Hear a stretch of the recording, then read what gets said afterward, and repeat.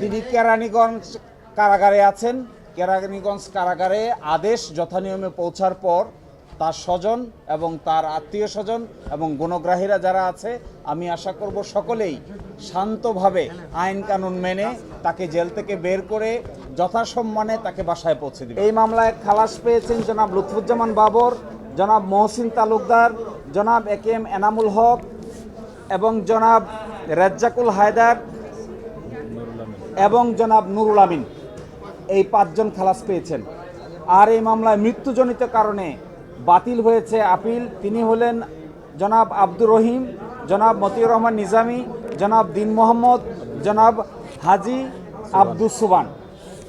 আর এই মামলায় বাকি 5 জনের পরেশ বড়ুয়া যার সাজা ছিল যাবজ্জীবন, এটি কমে 14 বছর হয়েছে। এর বাইরে আকবর হোসেনের সাজা হয়েছে 10 বছর, লিয়াকত হোসেনের সাজা হয়েছে 10 বছর, হাফিজুর রহমানের সাজা হয়েছে 10 বছর এবং শাহাবুদ্দিনের সাজা হয়েছে 10 বছর। এই সর্বসাকুল্যে 14 জনের বিচারের রায় আজকে ঘোষণা করা হয়েছে। আজকেই কোর্ট বলেছেন আজকেই একটা অ্যাডভান্স অর্ডার সই করে দিবেন।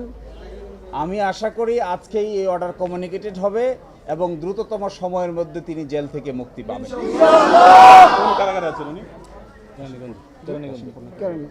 তিনি কেরানীগঞ্জ কারাগারে আছেন।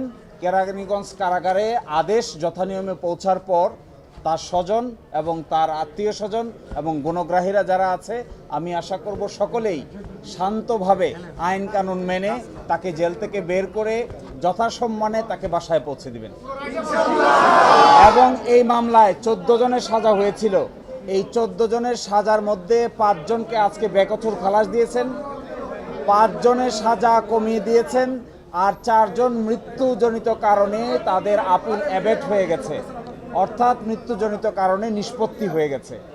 এই 5 জনের ভিতরে এই 5 জন যাদের সাজা হয়েছে তার মধ্যে পরেশ বড়ুয়ার সাজা হয়েছে 14 বছর। এছাড়া বাকি যারা আছেন তাদের মধ্যে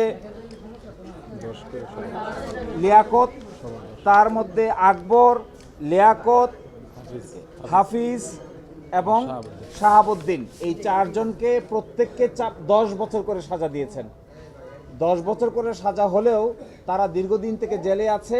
বলেছেন ইতোমধ্যে যে সময়টুকু তারা খেটেছেন এটি তাদের জেল খাটার পরিপূর্ণ যে মেয়াদ আছে তার থেকে বাদ যাবে। এই জন্য তাদেরও মুক্তি পেতে কোনো বাধা থাকবে না। সবচেয়ে মূল কথা হলো দীর্ঘদিন জেল খেটেছেন জনাব লুৎফুজ্জামান বাবর। তিনি বাংলাদেশের সরকারের একসময় গুরুত্বপূর্ণ ব্যক্তি ছিলেন। দুটো যে মামলা ছিল 21 আগস্টের মামলা এবং 10 ট্রাকের মামলা, এই দুটোই ছিল ওনার বিরুদ্ধে সবচাইতে বেশি অভিযোগ। দুটো মামলায় 2 বার মৃত্যুদণ্ড হয়েছিল। এই মৃত্যুদণ্ড থেকে তিনি খালাস পেয়েছেন, যাবজ্জীবন থেকে খালাস পেয়েছেন। অতঃপর এখন আর জেল থেকে মুক্তি পেতে তার কোনো বাধা থাকবে না।